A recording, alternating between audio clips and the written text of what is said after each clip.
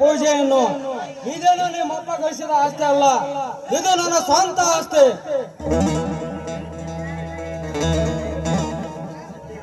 ಲೇ ರಣವಿಕ್ರಮ, ಎಂದು ನಿನ್ನ ತಂದೆ ತಾಯಿ ಸಾತು ಹೋದರು ಅಂದೇ ನಿನ್ನ ಆಸ್ತಿ ಅಲ್ಲ, ನನ್ನ ಸ್ವಂತ ಆಯ್ತು. ಅದು ನನಗೆ ಚೆನ್ನಾಗಿ ಗೊತ್ತು ನಂಜೇಗೌಡ.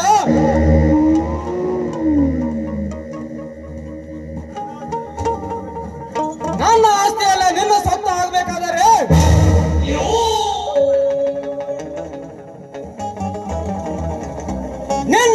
ನಿನ್ನ ತಾಯಿ ನನ್ನ ತಂದೆಗೆ ಶರದ ಆಶಿರಬೇಕು. ಅದಕ್ಕೆ ನನ್ನ ಆಸ್ತಿ ಅಲ್ಲ ನಿನ್ನ ಸ್ವಂತ ಆಗೈತೆ. ಹೇ ರಣವಿಕ್ರಮ, ನನ್ನ ತಾಯಿಗೆ ಚಾರನೇ ಮಗೇನು ಬೋಳಿ ಮಗನೇ. ಈ ಗೌಡನ ಹೆಸರು ಕೇಳಿದ್ರೆ ಗಡಗಡ ನಡಿಗೆ ಸಾಯ್ತಾರೆ. ನೀನ್ ಯಾವ ನೆನಪಿರಲಿ,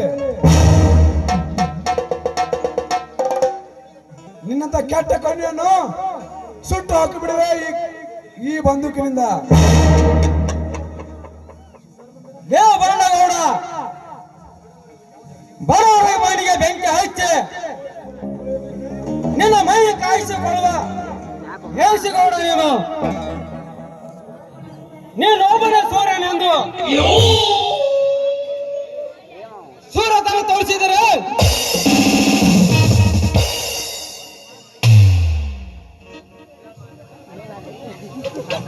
ಇನ್ನೊಂದು ಆರಿಸಿ ಕೊಡ್ದು ಮಲ್ಕೊಂಬೇಡ.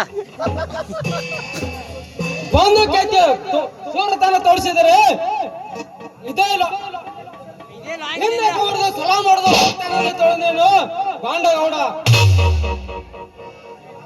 ನಿಮ್ಮಂತ ದುರಾತ್ಮರಿಗೆ ಸದ್ದು ಹೊಡೆದು ಎತ್ತು ಮಾಡುವ ಗಂಡು ಇಲ್ಲಿ ನಾನು. ಗಂಡು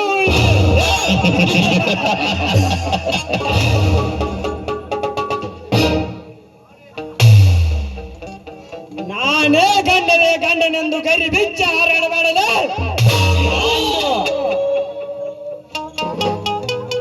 ನಿಮ್ಮಂತ ಗಾಂಡುಗಳ ರುಂಡ ಮುಂಡಗಳನ್ನೇ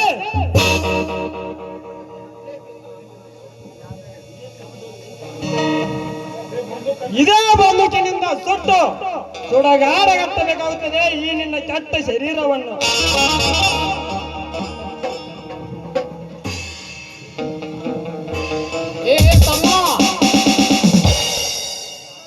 ಏ ತಮ್ಮ ವಿಕ್ರಮ, ನಮ್ಮ ಆಸ್ತಿ ಹೆಸರಿದ್ದಾಗ ನಮ್ಮ ಆಸ್ತಿ ಎಲ್ಲ ನಮ್ಮ ಗೌಡ ಹೆಸರಿದ್ದಾಗ ನಿನಗೆ ಇನ್ಯಾಗ ಏನೋ ಮಾಡಕ್ಕಾಗಲ್ಲ ತಮ್ಮ, ಏನೋ ಮಾಡಕ್ಕಾಗಲ್ಲ.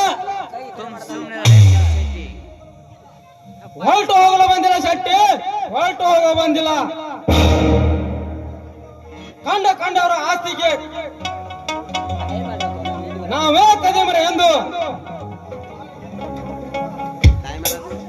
ಕಾಲಿ ಕದಿರಿ ನಿಂತಿರುವ ನಿಮ್ಮತ್ತ ಕಟ್ಟ ಸೇನುವಂತರನ್ನು ಮೆಟ್ಟು ಸೇವೆಯಲು ಬಂದ ಯಮರಾಜ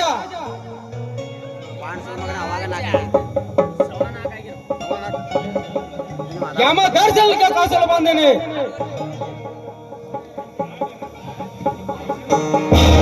ರೊಚ್ಚಿಗೆದ್ದ ರಣವಿಕ್ರಮ, ಲೇ ರಣವಿಕ್ರಮ, ಯಮ ದರ್ಶನಕ್ಕೆ ಕಳಿಸುತ್ತೇನೆ ಎಂದು ಎದೆ ಎಬ್ಬಿಸಿ ಅರ್ಥವಿಲ್ಲದೆ ವ್ಯರ್ಥ ಮಾತನಾಡಿದರೆ ಇದೇ ಲಾಂಗಿ ನನ್ನನ್ನು ಮರ್ದನ ಮಾಡಲು ಬೇಕಾಗುತ್ತದೆ.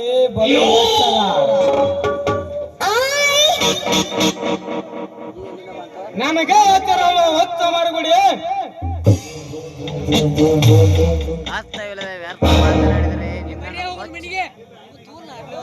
ನನ್ನ ಘಟ ಹೋದರೂ ಚಿಂತೆ ಇಲ್ಲ, ಘಟ ಬಿಡೋಣಲ್ಲ ಈ ರಣವಿಕ್ರಮ. ಬಿಟ್ಟರೆ ಸರಿ, ಇರದಿದ್ದರೆ ಹರಿಸುವ ನಿಮ್ಮ ರಕ್ತದ ಕಾವಿಲೆ.